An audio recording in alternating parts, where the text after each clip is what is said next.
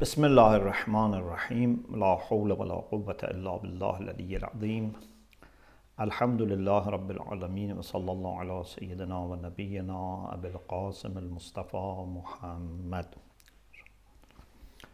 وآله الطيبين الطاهرين لا سيما بقية الله في الأرضين أجل الله تعالى فرجه الشريف اللهم أخرجني من ظلمات الوهم وأكرمني بنور الفهم اللهم افتح علينا أبواب رحمتك وانشر علينا خزائن علومك برحمتك يا أرحم الراحمين.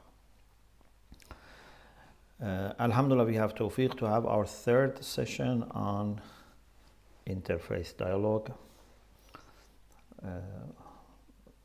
After watching the timeline of Catholic Shia dialogue, I should say that there is one more round of dialogue which was not covered here, because after this video was made, then we had another round of dialogue in France in September 2022, last year. Unfortunately, Father Godefroy, that you saw in the picture, afterward passed away. So he had an accident in Switzerland when he was climbing mountain. But he was there and he hosted us in September 2022. He was a very nice person, very spiritual, very committed to Muslim-Christian relation. Inshallah, gradually I will, inshallah, talk more about this round of discussion along other lines of discussion that we have with our Christian friends. So, what I want to share with you has a history again. Whatever I share in this course always has a history. It's not something coming just as a theory. It's something that comes from theory, but mostly from life examples, life experiences. When we were planning for publication of the first volume of Catholic Shia Dialogue, in 2004, because the dialogue took place in 2003 and we were supposed to publish it in 2004.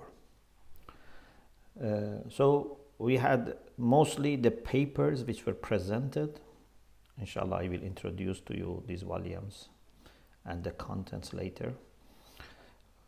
Mostly the papers which were presented, but also we had few, not many, papers that were submitted for publication which were not presented. For example, we had a paper about a Shia translation of the Quran which was published in India, and the points that it had about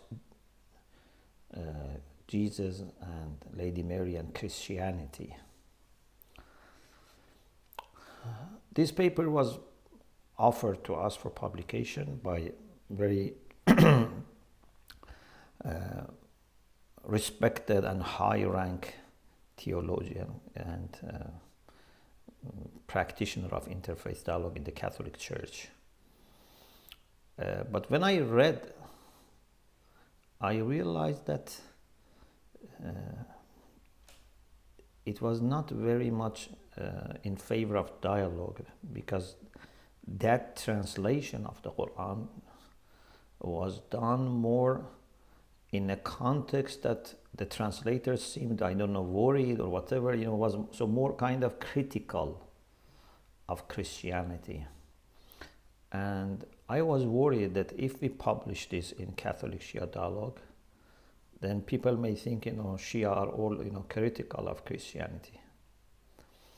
On the other hand, I didn't want to, say we should not publish this paper, because it came from a very respected Catholic theologian and practitioner of interfaith.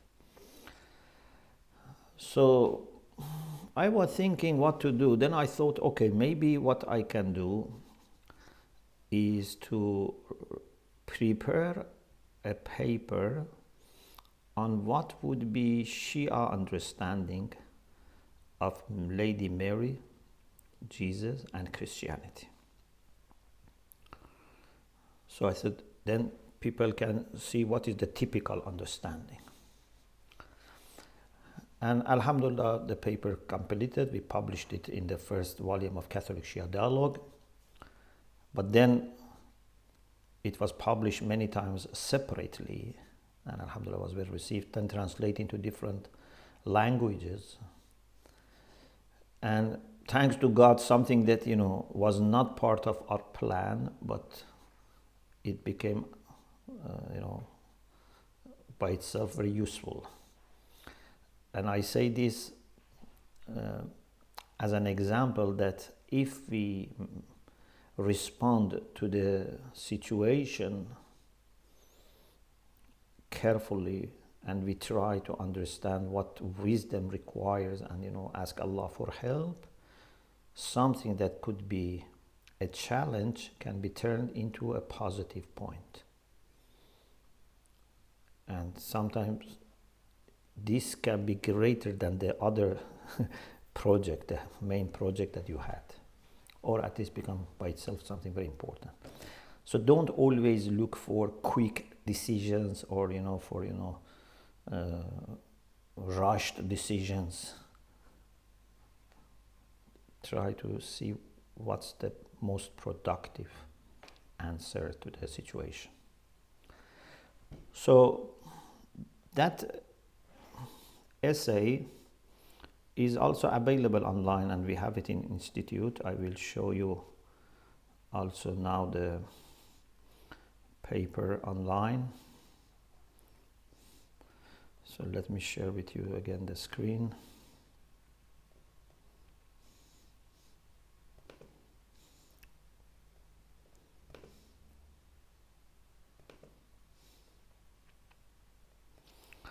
Okay, so if you go to Shomali.net, then you go to reading room. So if you press the tab for reading room, you have access to full text of many of our publications. For example, Islamic Plan for Life in English, in Farsi, in Urdu, Islamic Belief System in 7 languages, Discovering Shia Islam in 13 languages are here, and other books. So one of them is Unity of God and Unity in God, which we want to discuss inshallah in this semester. You will inshallah read this book. And then one is this one, Mary, Jesus, and Christianity. And you have access to the whole text here. This has been translated also into languages like Spanish, like Italian, etc. Okay.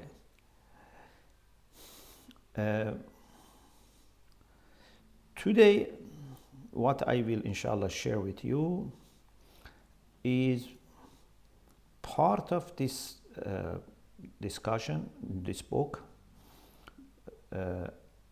along with an introduction. When we were in Kenya in summer, we had 3-week course with Tangaza University. That some of our brothers were there. We had 11 people from home, 2 teachers and 9 brothers who participated in the course. We had also on the side a meeting of Benedictine sisters and Shia sisters. So Father William Skudlarek, that you see here. Can you see the picture? The website?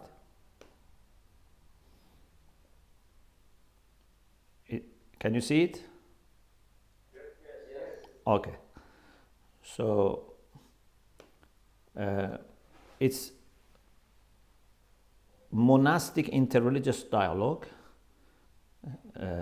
In French, it's DIM. In English, becomes MID. So they have dimmid.org. And so they have an online journal. So this one is about the meeting of the Benedictine sisters and some Shia sisters in Kenya, in Subiaco Center. We have a history with that center because we had several meetings there. So in this meeting, I gave one presentation about commonalities between Islam and Christianity, and another paper about unity of God and unity in God. Father William, who is General Secretary of Monastic Interreligious Dialogue, has written a very nice report here. So you can find it here. And he says that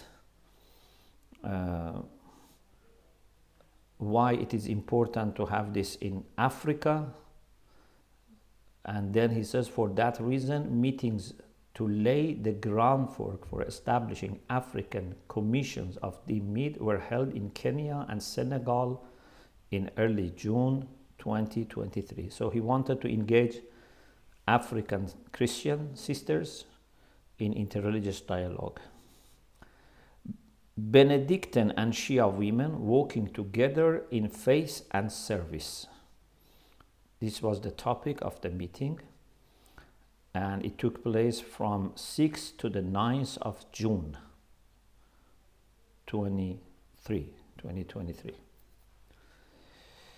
The meeting brought together 11 Benedictine sisters from Kenya, Uganda, and Ethiopia, and 11 Shia women from Kenya, Tanzania, England, Canada, and the United States. So we organized the Shia side and invited sisters from different countries to come. Also taking part in the meeting were Dr. Muhammad Ali Shomali, the founding director of International Institute for Islamic Studies in Qom, and also Brother Said Muhaddis was there, and Father William was there. There is a discussion about the topics, the presentations, etc. So you can read it inshallah yourself. So about my presentation, the first presentation, so Dr. Shomali's presentation on the commonalities we need to be aware of when we engage in monastic Muslim dialogue was recorded and can be found here. So here you have link to the video lecture, and a transcript of his presentation is available here.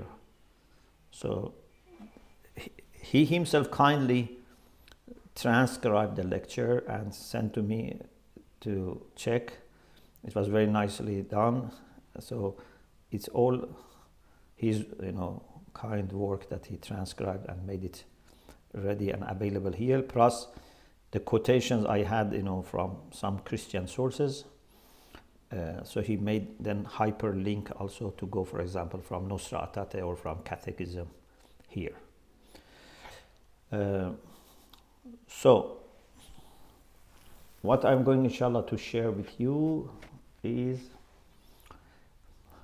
my introduction in that session and the third part of the book which I discuss in that meeting. So this book about Lady Mary, Jesus and Christianity has 3 parts. So as you see, Mary, Jesus, Christianity and Islamic perspective. The first part I talk about Jesus and then Lady Mary and how much we respect them, what are some of the characteristics of them in the Quran. But then I start talking about Muslim-Christian relations, page 16. And I mentioned different commonalities between us and why I am very happy in dialogue with Muslims, a Muslim-Christian dialogue. This was written in 2003, 2004, but I still believe in it, but I have much more, So at that time was a dialogue, but now is even more than dialogue. And we have lots of other things, to add, but nothing is there that I regret, why I said, So let us start with the introductory points that I mentioned in that meeting. And as I said, you can watch also the video of that. Okay. Bismillah ar-Rahman ar-Rahim. In the name of God, the compassionate, the merciful. I'm very happy to be able to share with you some reflections about commonalities and differences between Islam and Christianity, and how we should treat them. This is very important, because maybe some people recognize that we have these commonalities, but they don't know how to treat with these commonalities. Some people are so much preoccupied with differences that they don't appreciate commonalities. Before I start mentioning our commonalities, I need to make some introductory points, which I think are very important for anyone who wants to work in the interfaith field. So this is a result of my, reflections during these years. We human beings instinctively notice differences before we notice commonalities. When you go, for example, to a meeting, if there is one person, for example, who looks different, everyone is, for example, Iranian, there is one who is not Iranian. From his face, you can understand that he's not Iranian. All of a sudden, your attention goes to that person. Or everyone has a uniform, someone doesn't have that uniform. You notice that person and, focus more on that person. Keep thinking about that person, looking at that person. Of course, you can train yourself to be different, but it seems it's part of our mechanism for defense, that when we are surrounded with hundreds and thousands of things, if something is different and if something is moving and changing, differences and changes draw our attention more.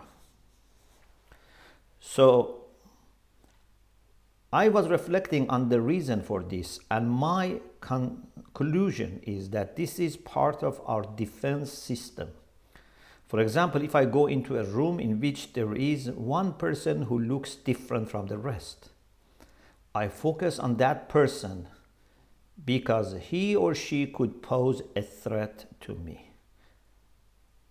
In a similar way, if I see a number of stationary things and then one of them moves, that's where I will instinctively focus my attention.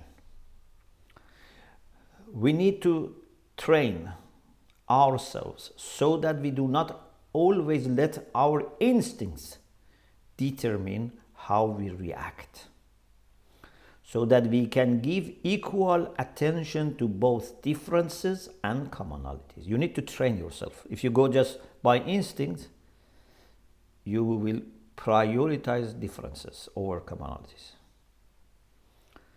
If we find that they are not equally important, we can then give each side its due significance rather than giving too much attention to something that is different just because it is different. So my suggestion is be in control of the weight that you attach to differences and commonalities. I don't say give them equal weight or give commonalities always more weight. No. I say you need to be in charge. You need to take control and really measure them rationally to find out how much weight you have to give to a difference or a commonality. Don't just go by instinct, or don't just treat them equally. This tendency to focus on difference also applies to community or family relations. Sometimes husbands and wives who have been living together for years experience 2 or 3 problems and decide that they can no longer live together, even though over the years they have agreed on hundreds of things. The same can be true of business partners. Sometimes a business can collapse because there have been 2 or 3 transactions about which the partners do not agree. Sometimes, you see people who have lived together for many years, they say, we don't have anything in common. So few problems so much preoccupy their mind that they say, we don't have anything in common. We don't have anything to share. Focusing on difference is one of the games our mind plays on us. And for that reason, we have to train our mind. If you simply follow the way your mind instinctively takes you, you will end up with many problems. You have to keep telling yourself, is this difference such a big issue that we cannot work around it? We have also this problem when we want to collaborate with each other, collaborate between organizations, institutions. We have also this problem. Sometimes few differences stop us working together or break us after we started working together. In the world of intra-religious relations, interreligious between religions, intra between denominations of the same religion, we have to be careful not to let differences dominate all our thinking and judging. There are too many instances of conflict between people of different denominations of the same religion who excommunicate, like takfir, excommunicate. It's for all religions when they say this person or this group, this sect, they don't belong to our religion. They excommunicate them. So sometimes people of different denominations, different madhahib, they excommunicate and even kill those with whom they disagree. The reason this has happened over the centuries and continue to happen today is because differences have dominated their attention to such a degree that they cannot see the commonalities that exist among them. By taking time, by being more mature, more spiritual, more open-minded, each of these words are very important. More mature. It's a matter of maturity and experience. For example, if you as a Shia go to a province that there are Sunni and Shia, you go for your first tabligh to this place, and you are not familiar with this kind of scenario, that when you have mixed Sunni Shia or you have majority Sunni, you would not be the same as someone who has been working there for years. Or you yourself, if you go there for years. Maturity in general, and maturity in this context makes big difference. Or if you are more spiritual, those who are more spiritual, more mystical, normally they are better equipped for dealing with differences. Very spiritual people always have like a fatherly figure, or they have love and respect for many people. You see, people around them can be very different. They can easily work with people from different religions, different denominations, even people who are not faithful. People who are very spiritual can work with them and engage with them. It's not that they treat everyone the same, but they have such warmth and love that they know how to deal with different people. And also open-mindedness. So maturity is important, spirituality is important, open-mindedness is important, and especially by being more humble. You have to be humble. Sometimes, I am not humble, but I hide my lack of humility by saying, I am not asking something for myself. I want to promote my community. I want to promote my faith.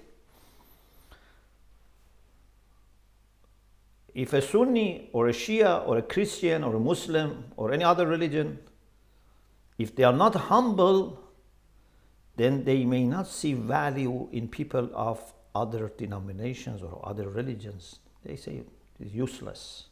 They have nothing. Everything belongs to us. Everything is available in our tradition. But you have to be humble to see good things in other traditions, other denominations, other religions.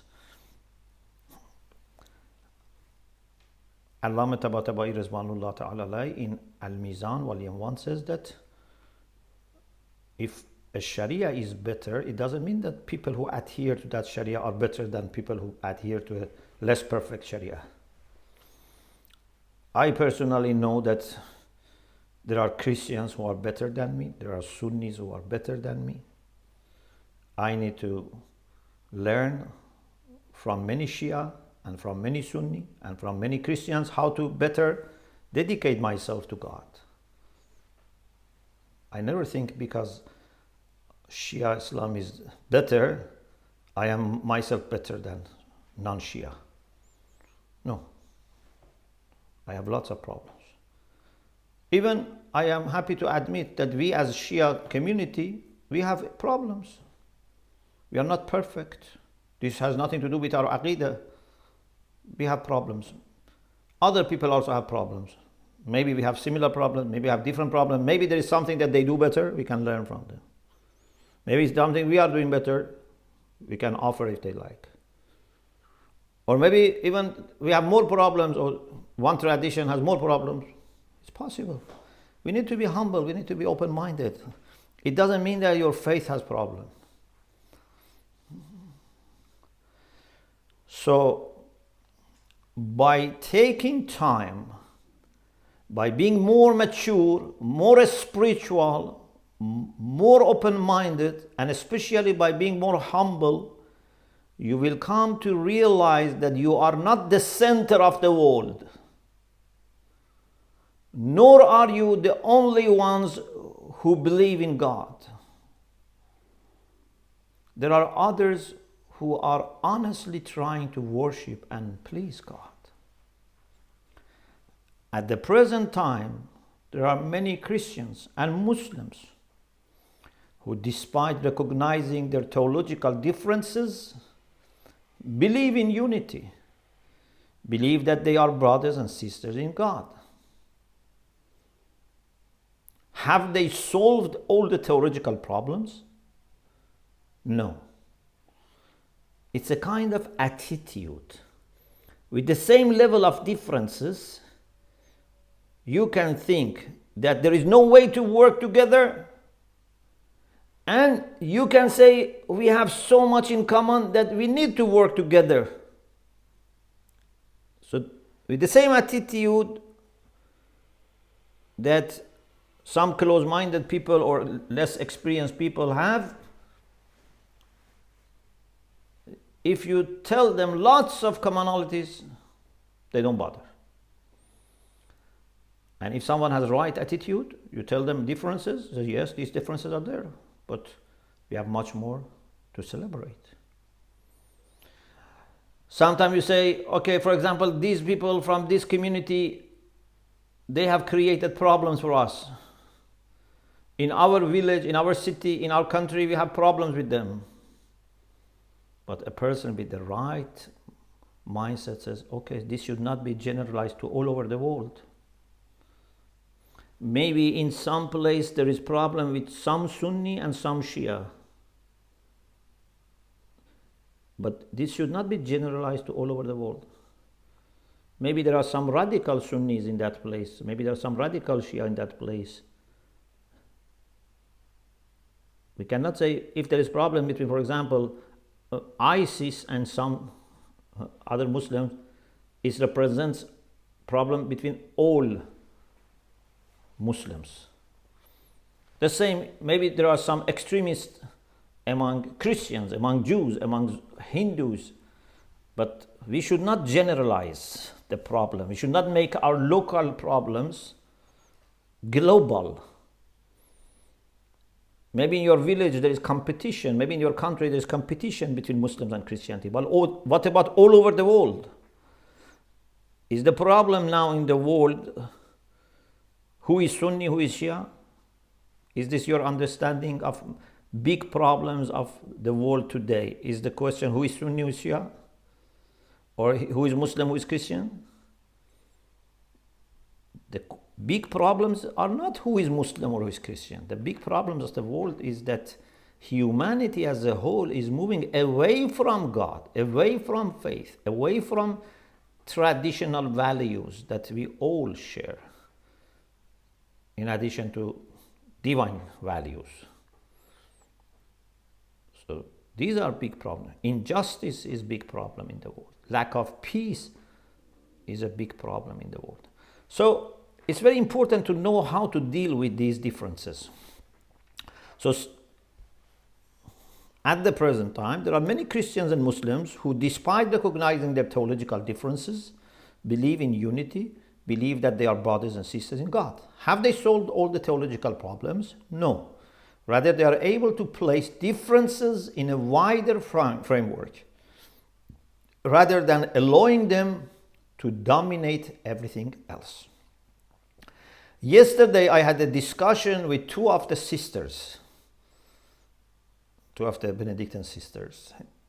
Yesterday, before I gave this talk, I asked them a question that I think is fundamental for all of us. So you can also take this question. Suppose I'm asking you. If someone shares your language, don't you feel happy and united? Especially if you go outside. For example, if you are in Rome and someone speaks Farsi, you take it for granted. But imagine you are walking on the streets of New York or Tokyo and you find someone who speaks Farsi. You very much appreciate. Say, if I want to ask something, I can ask this person. This person understands me. There are thousands of people who don't understand me, but this person speaks my mother tongue. Okay? So, if someone shares your language, don't you feel happy and united?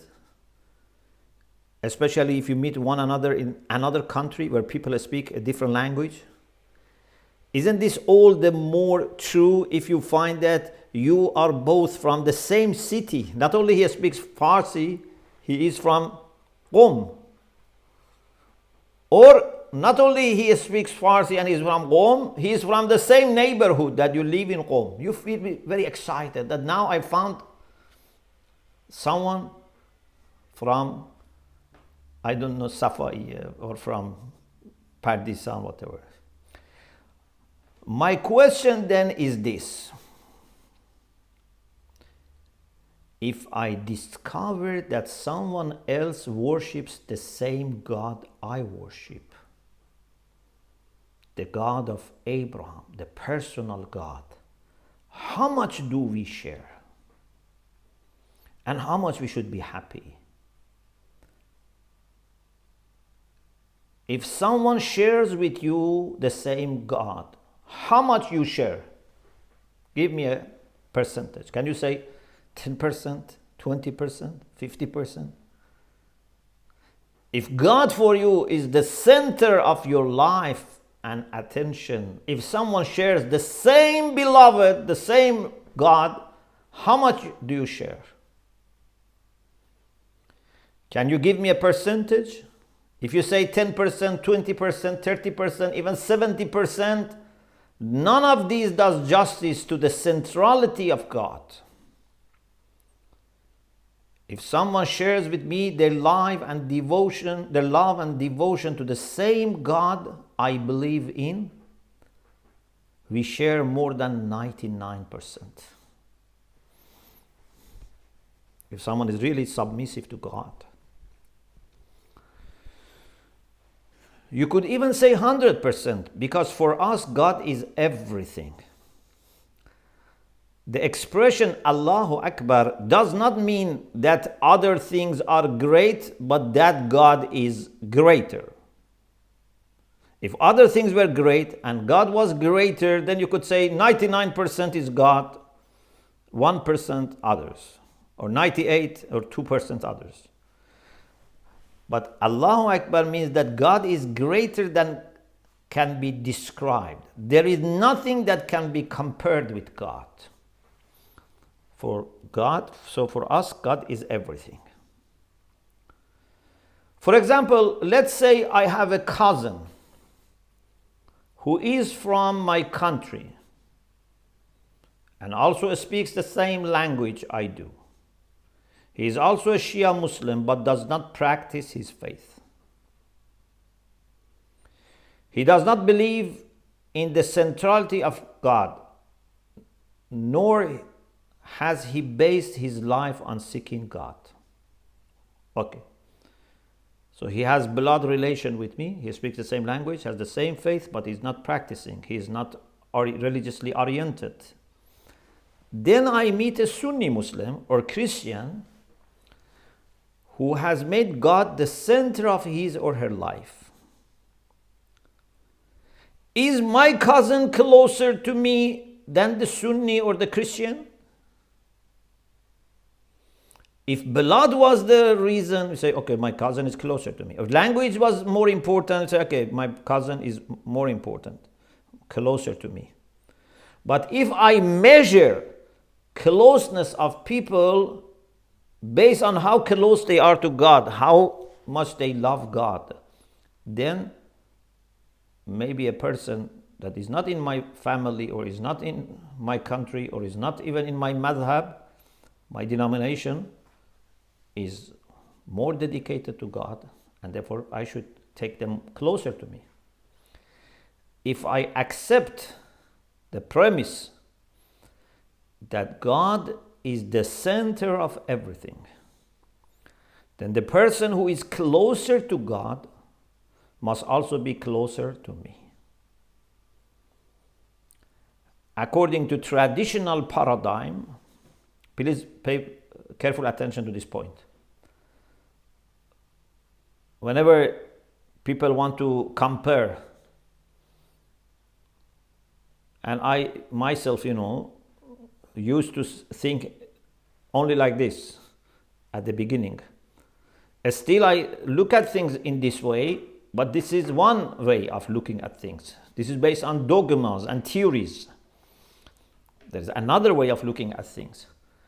So, the traditional paradigm was this, that a Shia Muslim would be closer to me than a Sunni Muslim or a Christian, because that Shia and I share the same doctrines and the same practices. A wider circle would include Muslims in general. So first, all the Shia, then the wider circle is all Muslims, then the wider scale and circle is all Abrahamic faith, Christians, Jews, Muslims, then those who believe in God but not in Abrahamic way, and then all people of goodwill. So we have different circles. This is the traditional paradigm. A wider circle would include Muslims in general because we believe in the same Quran, Mecca, Prophet. A still wider circle would include Christians and followers of Abraham because we believe in the same God and share many commonalities. Then would come people who believe in God other than the God of Abraham, and then people of goodwill, even if they have no faith. This paradigm is not wrong. This is not wrong.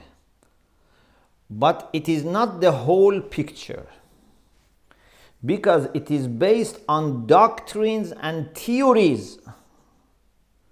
But when we come to the essence of faith, which is to turn towards God with humility, gratitude, openness, and submission, these words are very important. So, what is the essence of faith? Those who have the course Spirituality in Islam, I hope all of you are in that course as well. So you know how we discuss these things, that what is faith. So this paradigm is not wrong, but it is not the whole picture because it is based on doctrines and theories. But when we come to the essence of faith, which is to turn toward God with humility, gratitude, openness, and submission, then who is closer to me? Those who share more of the theories and doctrines I hold, or those who share my love for God to a greater degree? One of the gifts we have received from God through our coming to know our Christian brothers and sisters over a period of more than 25 years in different parts of the world and with different groups and denominations is discovering Christians who are really devoted to God. I'm not saying every Christian is like this, as not every Muslim is like this, not every Shia is like this. But more or less, you find such people in all traditions, all religions, all denominations, more or less. So, over 25 years of my serious observation and, relations, I have found Christians who are really devoted to God. Because of what I have witnessed, I cannot accept the statement of those who say that Christians do not believe in God or are not honest. I have seen their love for God and have been embarrassed at times because I have not shown as much love for God as they have. The same is true for some Sunni Muslims who surpass me in their love for God and the Prophet. I can now see that people are connected to God in different ways. I am not saying these ways are equal. I'm not saying these ways are, the same. But I should not think that if someone doesn't have the perfect way, has nothing.